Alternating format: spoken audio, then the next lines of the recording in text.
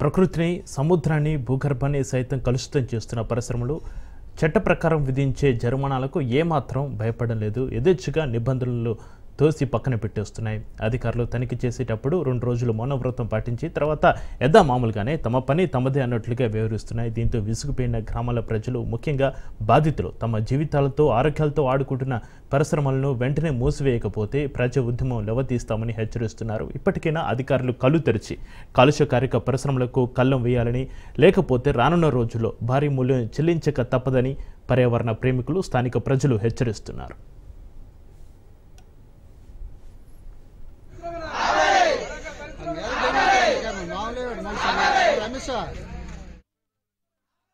మనం ఏదైతే పైడి భీమవరంకి సంబంధించి ఆ ఫ్యాక్టరీ వ్యర్థాలు వెళ్ళేటటువంటి కందివలస గడ్డ దగ్గర ఉన్నాము. ఇదే ప్రస్తుతం ఈ చుట్టుపక్కల గ్రామస్తులందరికీ భయపెట్టే ప్రాంతంగా కూడా చెప్పుకోవచ్చు. ఎందుకంటే ఇటు చూస్తున్నారు కదా, ఇప్పుడైతే మనకి వేసవికాలం కాబట్టి ఈ గడ్డంతా కూడా ఎండిపోయింది, నీళ్లు రావట్లేదు. బట్ నీళ్ళు వచ్చే కాలంలో ఈ గడ్డ మీద నీడ్చి పెట్టేటప్పుడు ఇక్కడ నుంచి సుమారు 10 మీటర్ల మేరకు సముద్రం ఉంటుంది దూరంలో. సో ఈ భూమి నుంచి ఈ పైపులు అనేటటువంటి పైప్ లైన్స్ అనేవి వేయడం జరిగింది.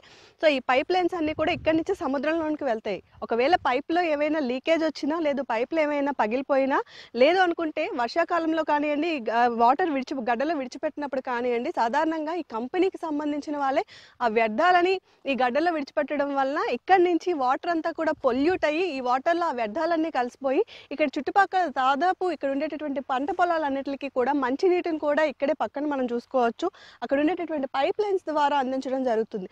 ఆ పైప్ లైన్స్లో ఉండేటటువంటి నీళ్ళలో ఇవన్నీ కూడా మెర్జ్ అయిపోవడం వలన చాలా వరకు పంటలు కూడా పండినటువంటి పరిస్థితి ఈ రోజు ఇక్కడ కనిపిస్తుంది. అంతేకాదు, ఏవైతే మూగజీవాలు ఉన్నాయో, ఆవులు కానివ్వండి, మిగతా మూగ జీవరాశులు ఏవైతే ఉన్నాయో వాటన్నిటిని కూడా ఇక్కడ నీళ్ళు వచ్చినప్పుడు ఇదే ఆధారం కాబట్టి వాళ్ళు ఇక్కడికే మేతకు కూడా తీసుకొస్తారని చెప్తున్నారు. అయితే అలాంటి పరిస్థితుల్లో అక్కడ వచ్చి నీళ్లు తాగినటువంటి మూగజీవాలు కూడా చాలా వరకు రోగాల బారిన పడడం కానివ్వండి, లేదా చనిపోవడం కానీ చూస్తున్నాం అని చెప్పి ఇక్కడ ఉండేటటువంటి చుట్టుపక్కల వాళ్ళందరూ కూడా చెప్తున్నారు. ఇప్పుడు కూడా మనం చూసుకోవచ్చు, గడ్డ మీద ఇక్కడ ఒక రకమైనటువంటి వాసన కూడా, ఒక రకమైనటువంటి వ్యర్థ పదార్థాల స్మెల్ కూడా వస్తుంది. అయితే ఇది కేవలం ఇక్కడికి వచ్చినప్పుడు మాత్రం మనకు తెలుస్తుంది అనమాట. కానీ ఇక్కడ చూసుకోవచ్చు ఎంత పొల్యూషన్ ఉందో. ఇక్కడ మనం చూసుకున్నట్లయితే ఆ విడిచిపెట్టినటువంటి వ్యర్థాలు ఏవైతే ఇక్కడ పేరుకుపోయాయో వాటన్నిటిని లేయర్గా చూస్తేనే మనకు అర్థమవుతుంది అక్కడి నుంచి ఫ్యాక్టరీస్ నుంచి వచ్చేటటువంటి వ్యర్థాలు ఎంత దారుణంగా ఉంటాయి. ఇవన్నీ కూడా చూడడానికి ఎంత భయంకరంగా కనిపించినప్పుడు ఈ చుట్టుపక్కల ఉండేటటువంటి జనాలకి ఎంత ఇంపాక్ట్ చూపిస్తుంది, ఆరోగ్యపరంగా కానివ్వండి,